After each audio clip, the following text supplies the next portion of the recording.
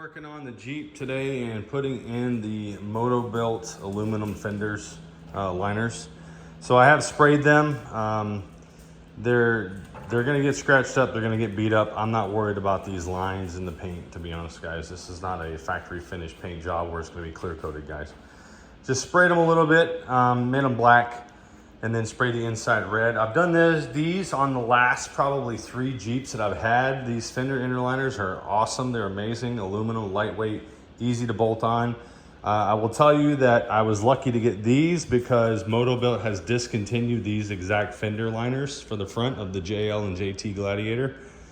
I'm not sure why. They're awesome. I love them. I was lucky to get a set. I think I got Northridge 4x4's last set, to be honest with you. Try to get them on Amazon, try to get them on Dirt Road Cred, try to get them on Motobilt's page. They were all sold out. Northridge 4x4 had a set, so I went ahead and ordered them up. I think they were like $250. And then when I was down at Trail Jam, I ordered the Quake LED lights, which also I've done on the last 3 Jeeps. So I like this setup combination of these inner liners and these Quake LED lights. What I decided to do this time, instead of going with the white, I went with the black tinted version. Not sure how I'm gonna like these. With the white, as you can see from the image here, it looks like one straight line, LED line light. These, you can see the LEDs, and I'll show you what I'm talking about when I get them on. But I thought with the darker anvil color, much like my toolbox here, the black would be good to go with. So that's what I'm gonna go with this time around. These are the Rubicon flares. These are not for the sport. So make sure, and these are sequential turn signal, plug and play. I've done these before, they're really, really nice. But you can see there are a few different options. Make sure you guys get the right ones when you're ordering. There's the part numbers right there, the model numbers for those. Really nice setup. I did not do the RGB accent. I did not do the HD effects. I just did the smoke lens. I'm not into all those crazy rainbow colors on my Jeep. Some people are, they're into the ducks too, not me. So we're gonna get these put on. So I'm gonna pull the Gladiator into the front of the garage or the shop here and get these installed and get these put on. All right, so on the fender itself, what we're gonna do is we're gonna keep this trim, this plastic trim here, all the way around the top of the fender. But you have to remove the 10mm here. There's another one back here on the back side. And then you're gonna remove these Christmas tree clips right here. And then we're basically gonna just rip it out from underneath this fender piece. This piece we're gonna keep all these until they look intact. We're just gonna rip this piece out. It will come out right here.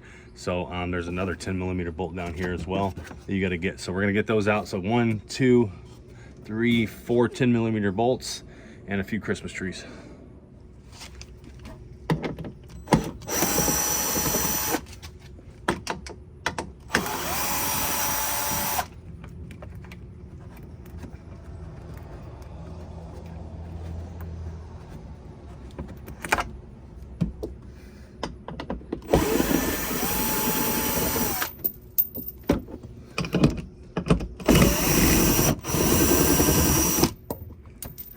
Those are out.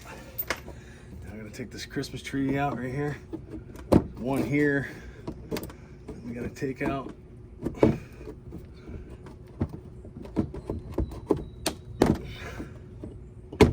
Now there's other ways to do this. A lot of people take this plastic piece off as well and just completely take the whole thing out. I'm not doing that. That's not how I'm gonna do my setup. I like the way that that looks on there, so I'm gonna keep that plastic piece there.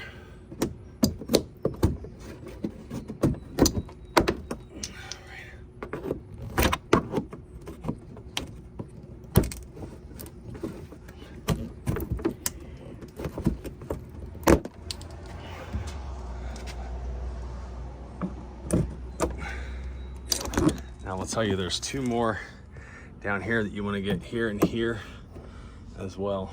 And then this whole thing, you can already see it starting to be really wobbly and come out. We're just gonna rip it off out of there. And then we're gonna keep from this piece all the way up and around. All right, and that's what it looks like when it comes out. Just like that, trash. And that's what it looks like underneath. So you definitely wanna cover that up with some fender liners. But now we're going to work on getting this off. So as you can see, there's another screw here, and then there's some torque screws in here. So we're going to go ahead and unplug these lights and stuff first, get all these unplugged, and then we'll get all this out. All right, so now once you get the liner off, you can start taking this apart. So it is a few Torx screws here. It's a Torx 27, 1, 2.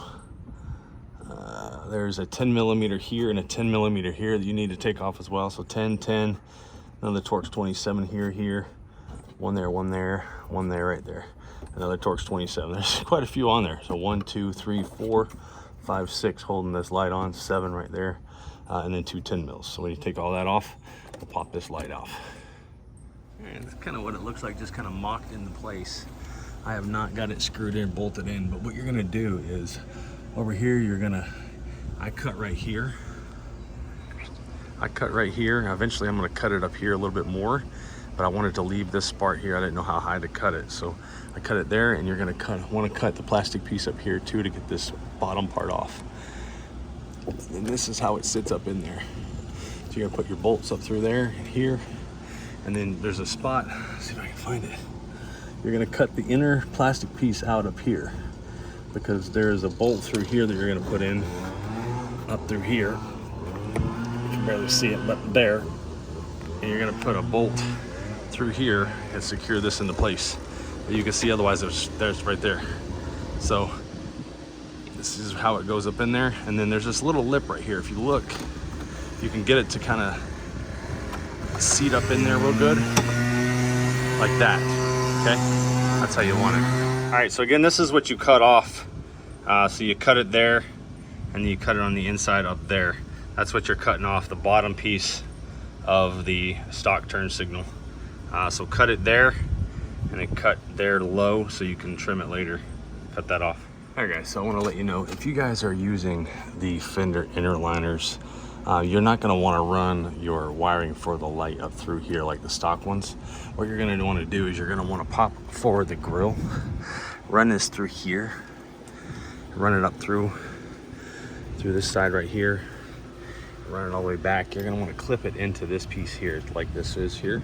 Clip it in there, and then you can plug your light in right there through the inside of the engine bay, because the inner liner is going to fit right up against this right here, and you don't want to run your wires up through there. So that's a cleaner way to do it, is to run it up through the engine bay. You can see that's right there, and then run it up underneath and through there.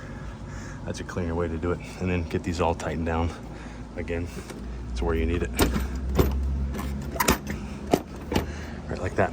Really good support. All right, guys, so that's what it looks like whenever it's installed. I did go ahead and put this here. Probably gonna take some touch-up paint, paint it black. Maybe, I don't know, it's not a big deal to me. But that's what it looks like, the before and after.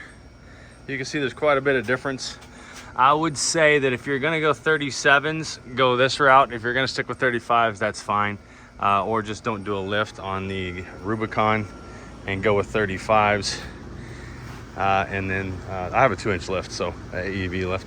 But if you do 35s with the fender chop in the front, I think it would look fine. I'm planning on going 37s when I put the Hemi in swap in there. So that's still the goal and still the plan. But that's what it looks like before the fender liners go in. Pretty cool. So you can see quite a bit of a difference there. So moving on to this side, we'll put the grill back, and I gotta go over to Dad's and get the nutsert tool so I can do the nutserts for the fender liner. All right, guys, so that's it. It is done, both sides. Got the fender chop for the signals. Also got the fender liners in as well. Now, went ahead and put the original 10 millimeter bolts back up in here to keep that secure. This is a hard hole to drill. All these holes up here. Make sure you get a really good drill bit. I went through a few drill bits. They were not the best drill bits, but make sure you guys get a really good drill bit to drill those out. But that's how it looks. I'll show you guys over here on this side from a side profile picture. That's how it looks right there.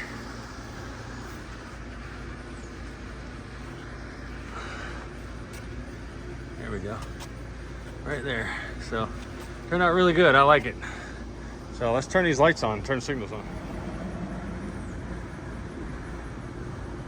All right, so there's the signals. Sequential lights there. That's what it looks like. So let's turn the headlights on and see what that looks like now. All right, so that's with the headlights on. And you can see they have the amber on the corner.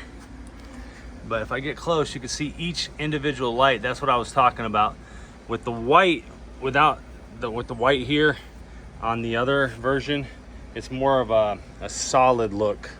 But that's okay. It looks really good. I like it. So there we are. All right, guys, that's it for this install. Whew, man, what a day.